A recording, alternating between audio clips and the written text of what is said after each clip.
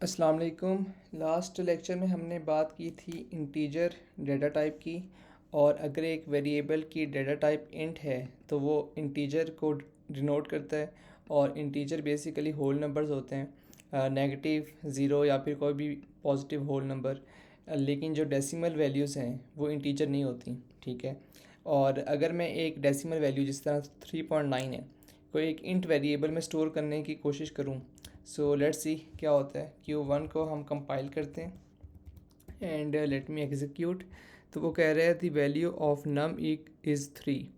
तो बेसिकली हुआ ये कि 3.9 में से 0.9 को कंपाइलर ने डिस्कार्ड किए और जो इंटीजर पार्ट था, ठीक है, उसको इंट वेरिएबल के अंदर स्टोर किए। तो जब मैंने यहाँ पे सी आउट किया तो मुझे 3 मिला, 3.9 नहीं मिला। इट मीन्स कि हम एक डेसिमल वैल्यू को इंट वेरिएबल में स्टोर तो कर सकते हैं, लेकिन डेसिमल के बाद वाला जो हिस्सा है वो डिस्कार्ड हो जाएगा। और अगर मैं यहाँ पे सी इन करता हूँ इसी वेरिएबल को, तो बेसिकली इस वेरिएबल की वैल्यू अपडेट हो जाएगी और मुझे अपडेटेड वैल्यू मिलेगी। For example 56.8। तो आंसर मुझे मिला 56, जबकि मैंने एंटर किया था 56.8। क्योंकि ये इंटीजर वेरिएबल है तो 56 को, जो बेसिकली इंटीजर पार्ट है, वेरिएबल ने स्टोर किया और 0.8 पॉइंट के बाद जितने भी डिजिट हैं सबको वो डिस्कार्ड करेगा। अच्छा, क्वेश्चन नंबर 2 में दो इंटीजर की डिवीजन हो रही है 10 और 3 की, और हम कहते हैं कैलकुलेटर पे अगर हम करें तो आंसर हमारे पास आता है 3.3। लेकिन क्योंकि ये दोनों इंटीजर्स हैं तो इंटीजर की डिवीजन का रिज़ल्ट भी इंटीजर में आएगा और हमें जो आंसर है वो 3 मिलेगा। So let me compile question number 2 and execute.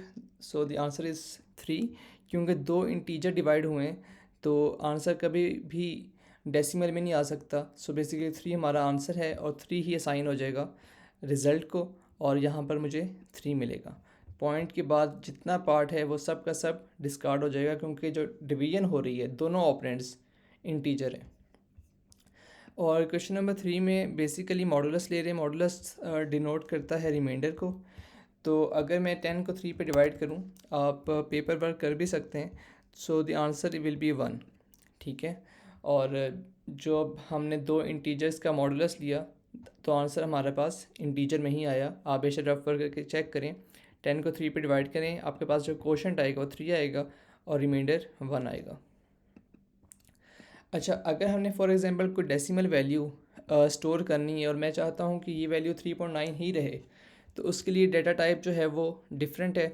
हम फ्लोट यूज़ करते हैं, ठीक है। फ्लोट मतलब डेसिमल वैल्यूज़, डेसिमल वैल्यूज़, ठीक है।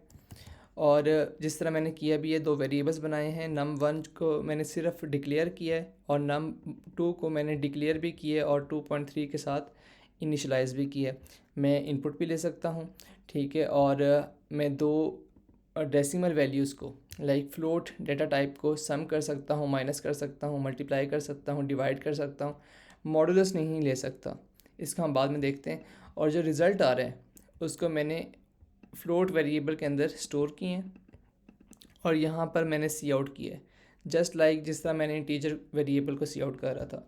So let me compile question number 4, ठीक है। Clear the terminal first and execute. तो वो कहता है the enter the decimal value, for example 23.5, और ये मेरे पास जितने अरिथमेटिक ऑपरेशंस हुए हैं उसका रिज़ल्ट है। तो आप इसको प्रैक्टिस करें, फाइल्स आपको गिवन है। Thank you so much.